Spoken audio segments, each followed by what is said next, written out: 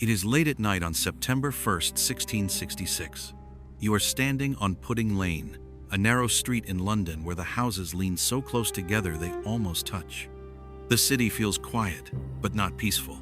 The air smells of smoke, animals, and dirt. Somewhere, a dog barks. A wooden shutter creaks in the wind. London does not know it yet, but it is only hours away from destruction. Behind you is a bakery owned by Thomas Farriner.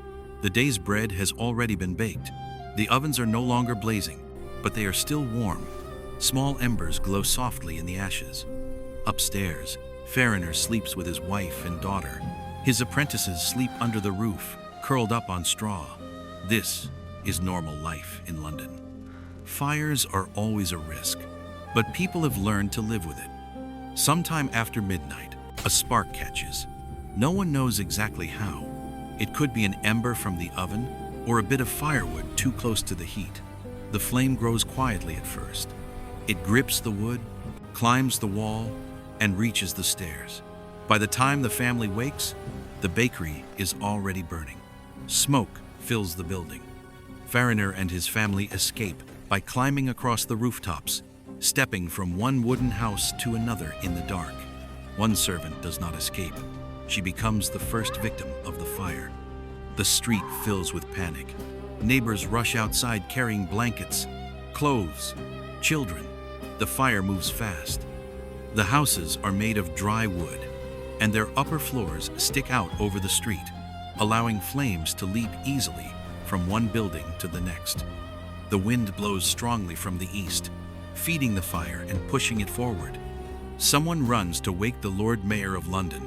He comes, looks at the flames, and underestimates the danger. Fires are common, he thinks. This one will burn itself out. He leaves. There is no fire brigade, no real plan. People form bucket lines with leather pails, but the water is not enough, and the fire is already racing ahead. By morning, the fire reaches the river. Along the Thames are warehouses packed with goods: wood, oil, coal, cloth, alcohol. When the flames reach them, the fire explodes in strength. Barrels burst, buildings collapse, merchants rush to save what they can, loading boats until they sink. The riverfront becomes chaos, shouting, pushing, crying, smoke everywhere. The fire now moves west, straight toward the heart of London. Black smoke rises into the sky, visible for miles. Some people continue their daily business, hoping the fire will stop. Others flee immediately. The rich hire carts at outrageous prices. The poor carry what they can on their backs. Some bury their valuables in the ground, hoping to return one day. By afternoon, the fire threatens St. Paul's Cathedral. People believe the great stone building will be safe. They carry books and belongings inside for protection. They are wrong. The cathedral contains wood, paper, furniture, and a lead roof.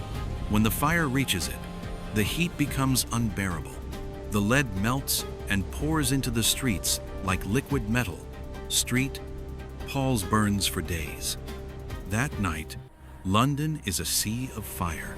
Churches collapse. Guild halls fall. The sky glows orange, and ash drifts down like snow. King Charles II and his brother try to take control, ordering buildings to be blown up to stop the flames. But the wind shifts, and the fire keeps moving. Nothing can stop it. People flee to open fields outside the city walls. Tens of thousands sleep on bare ground with no shelter. They guard what little they saved. Rumors spread that the fire was started on purpose. Foreigners are blamed and attacked. Fear rules the streets. For 3 days, the fire burns.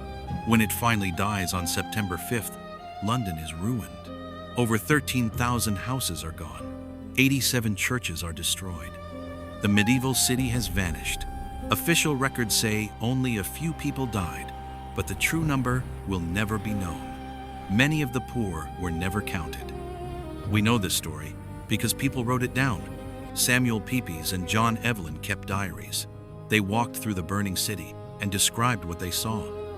Their words tell us of the heat, the noise, the terror of watching a city die. It all began with one small spark in a bakery on Pudding Lane. One ember, a dry summer, and a strong wind were enough to erase centuries of history. London would rise again, rebuilt in stone and brick, but it would never be the same city it was before the fire.